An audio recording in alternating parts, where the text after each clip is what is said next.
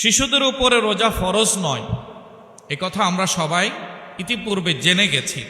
নবী করিম সাল্লাল্লাহু আলাইহি ওয়াসাল্লামের হাদিস, সুনানে আবু দাউদ শরীফের 4398 নম্বর হাদিস, আল্লাহ রসুলের ইরশাদ, আন্না রাসূলুল্লাহ সাল্লাল্লাহু আলাইহি ওয়াসাল্লাম قال রুফিআ আল কলামু আন সালাসাতিন। আল্লাহর হাবিব সাল্লাল্লাহু আলাইহি ওয়াসাল্লাম বলছেন, 3 ধরনের লোকের উপর থেকে কলম উঠিয়ে নেওয়া হয়েছে, অর্থাৎ তাদের উপরে আবশ্যিকতার বিধান নেই। তারা কারা? আল্লাহ রসুল বলছেন, আনিন নাইম হাত্তা ইয়াস্তাইকিজা, নিদ্রিত ব্যক্তি যতক্ষণ না জাগ্রত হয়। কোনো ব্যক্তি যদি ঘুমের মধ্যে তার নামাজের ওয়াক্ত পার হয়ে যায়, নামাজের ওয়াক্ত পার হয়ে যায়, সে নিদ্রিত অবস্থায় ছিল, নিদ্রায় বিভোর ছিল, ওয়াক্ত এসেছে, ওয়াক্ত চলে গেছে, আল্লাহ রসুল বলেছেন যখনই সে জাগ্রত হয়েছে তখনই সে নামাজ পড়ে নেবে, তার এই নামাজ কাজা হবে না, আদায় হবে। যেহেতু তার সময়টা কেটেছে কিসের উপরে? ঘুমের ঘোরে, নিদ্রিত অবস্থায়। পৃথিবীর এই সময়ের সূচির সাথে তার তখন কানেক্টিভিটি ছিল না, সে এটার জ্ঞান থেকে দূরে ছিল।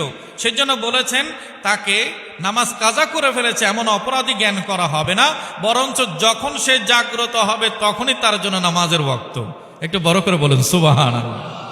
2 নম্বরে বলছেন, ওয়ানিল মুবতালা হাত্তা ইয়াবরা, অসুস্থ পাগল ব্যক্তি যতক্ষণ না সে আরোগ্য লাভ করে।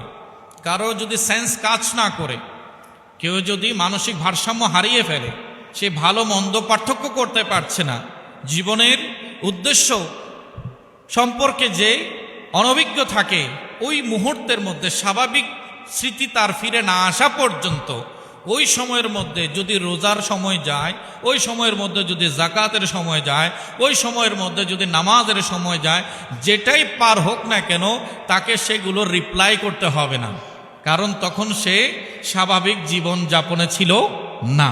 মানসিক ভারসাম্য যে হারিয়ে ফেলে, তেমন পাগলের উপরে কোনো ধরনের জবাবদিহিতা নাই, এবং আল্লাহ রসুল বলেছেন তাকে সেখান থেকে কলম উঠিয়ে নেওয়া হয়েছে। ওই পাগল অবস্থায়, বেহুশ অবস্থায়, অনেক সময় দেখা যায় মানুষ সেন্সলেস হয়ে যায়, বেহুশ হয়ে যায়, সে সময় যদি কোনো ওয়াক্ত তার পার হয়ে যায়, যেখানে তার অনুভূতি নাই, সেন্সলেস হয়ে গেছে, এমত অবস্থায় তার ওয়াক্তগুলো পার হয়ে গেল, তাকে ওই ওয়াক্তগুলোর কাজা আদায় করতে হবে না, যেহেতু সেখানে সে মানসিকভাবে সুস্থ ছিল না।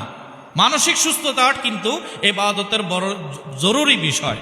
সেই জন্য আল্লাহ রসুল বলেছেন, কেউ যদি মানসিক ভারসাম্য হারিয়ে ফেলে তখন তার উপরে শরীয়ত মোতাবেক কোনো আযাব আসবে না, ওই ওয়াক্তটা সেই স্বাভাবিক জীবনে পায় নাই, তাই তাকে সেটা কাজাও করতে হবে না। একটু বড় করে বলুন সুবহানাল্লাহ। এরপর 3 নম্বরে বলছেন, ওয়ানিস সাবি হাত্তা ইয়াকবুরা, আর শিশু অপ্রাপ্ত বয়স্ক বালক যতক্ষণ না বালেগ হয়, সাবালক না হওয়া পর্যন্ত জীবনে যতই রোজা আসুক, নামাজের সময় আসুক, ওই সময়ের মধ্যে সব ইবাদত ওই নাবালক অপ্রাপ্ত বয়স্কের উপরে আবশ্যিক নয়। সে যদি পালন করে সেটা কবুল হবে এবং সেটার সওয়াব তার মা বাবা, তার অভিভাবকরা লাভ করবে, কিন্তু তার উপরে আবশ্যিকভাবে চাপিয়ে দেওয়ার কোনো সুযোগ নাই। তাহলে বুঝলাম 3 প্রকারের ব্যক্তিকে ইসলামী শরিয়া সুযোগ দিয়েছে। যে ব্যক্তি ঘুমন্ত নিদ্রা অবস্থায় থাকে তখন তার উপর থেকে আবশ্যিকতা উঠিয়ে নেওয়া হয়। 2 নম্বরে কেউ যদি মানসিক ভারসাম্য হারিয়ে ফেলে তার থেকে আবশ্যিকতা তুলে নেওয়া হয়। আর 3 নম্বর হচ্ছে কোনো শিশু যে অপ্রাপ্ত বয়স্ক বালেগ হয়নি, সাবালক না হওয়া পর্যন্ত তার উপরে শরীয়তের বিধান বর্তাবে না। আল্লাহ তাআলা আমাদের সবাইকে মানা তৌফিক দান করুক, আমিন।